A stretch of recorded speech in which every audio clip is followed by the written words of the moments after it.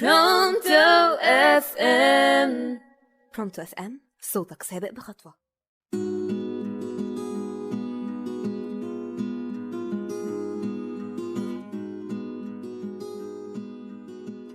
يا مسا النور والهنا على متابعينا في كل مكان، متابعي راديو برونتو اف ام. انا نهلة محمد، ودي ثالث حلقات جربت، وده الجزء الثاني من قوانين لعبة الحياة. واذا ما كنتش سمعت الجزء الاولاني فانصحك انك ترجع له. قانون الذبذبات او الفايبريشن. الذبذبات هي الطاقة. كل شيء في الكون له لغة خاصة بيه، والطاقة هي اللغة الرسمية للكون كله.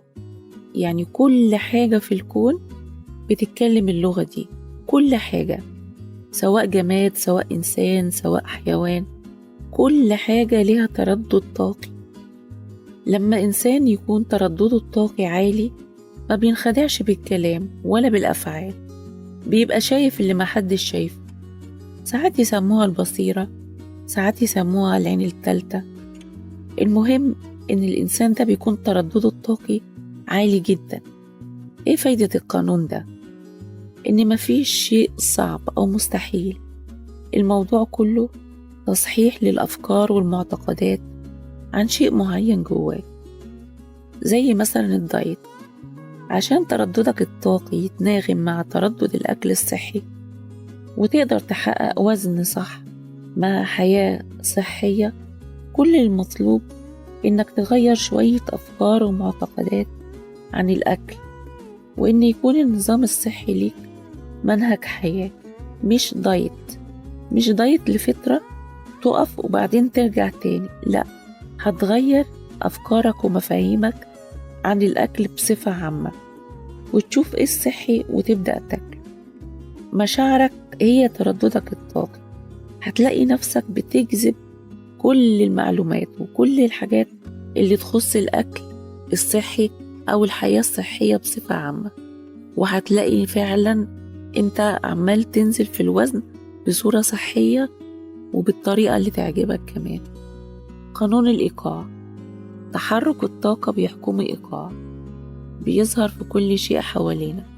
حركة الكواكب والشمس والقمر، فصول السنة الأربعة، الليل والنهار، البحار والمحيطات، فكل الكون بيتحرك بإيقاع متناغم، من الأعلى للأسفل، ومن الأسفل للأعلى، ومن الداخل للخارج، ومن الخارج للداخل.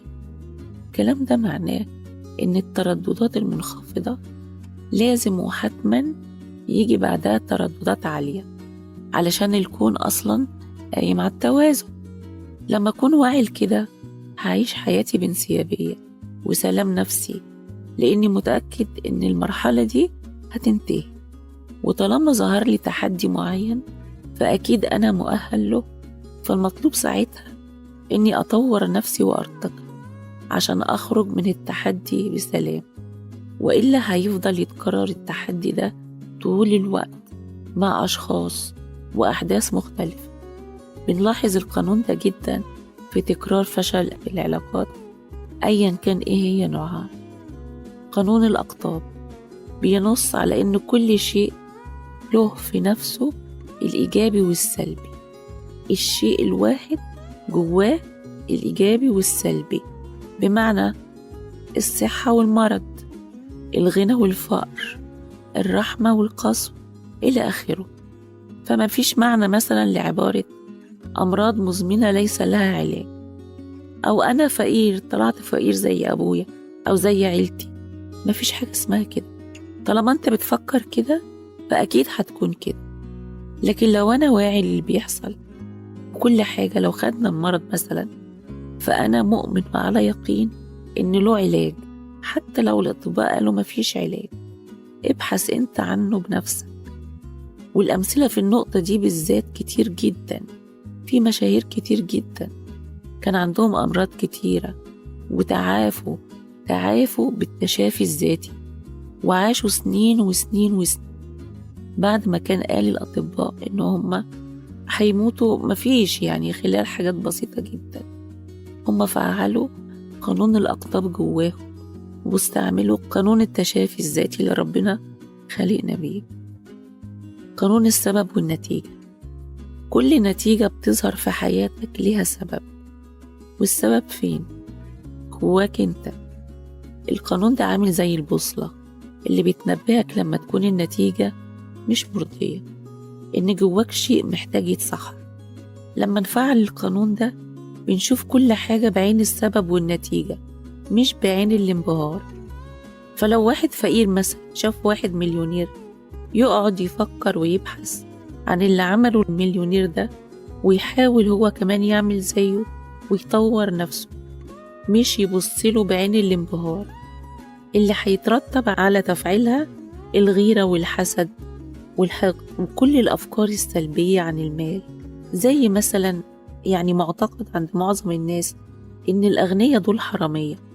لأ، الأغنياء عملوا حاجات وكانت نتيجتها الغنى اللي هم فيه. هو مجموعة تصحيح معتقدات وأفكار، مش أكتر من كده. علشان انت لما بتغير أفكارك ترددك الطاقي بيتغير، بيمشي مع التردد الطاقي بتاع الشيء نفسه.